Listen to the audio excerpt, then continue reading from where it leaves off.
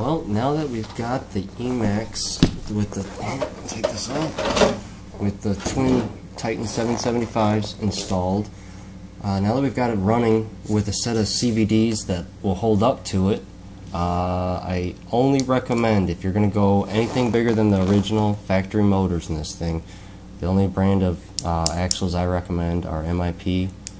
They make these in shiny or black. It does come with Loctite or thread locker. Make sure you use it or you'll be replacing the guts. Like I said, it's not a lot of money for the replacement parts, and their service department I contacted because I wasn't sure of the part number and I wanted to make sure I got the right part. They answered me right back, gave me the part number I needed, all the info I needed real quickly. Great customer service. I sure appreciate that. I definitely recommend MIP.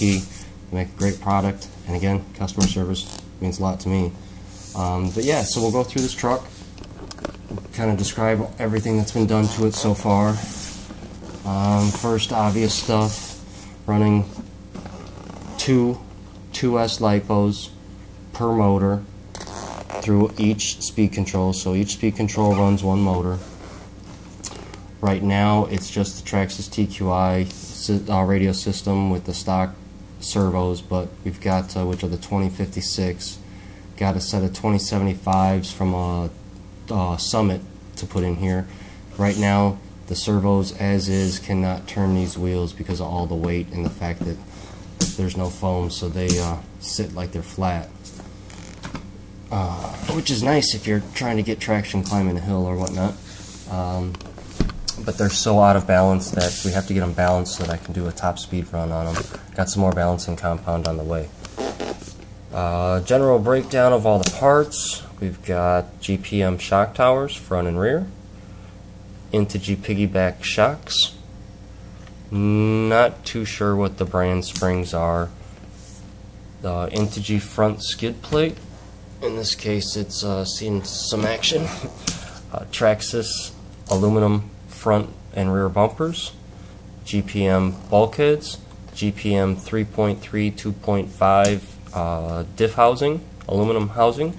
They did not make one at the time for the brushless or the 16.8, as they have heavy duty internals and they do not fit inside. The suspension arms are just a generic off-brand ordered from Taiwan or Hong Kong. As far as the motor gearing installed, it's 68 spur gear with 21 tooth pinions.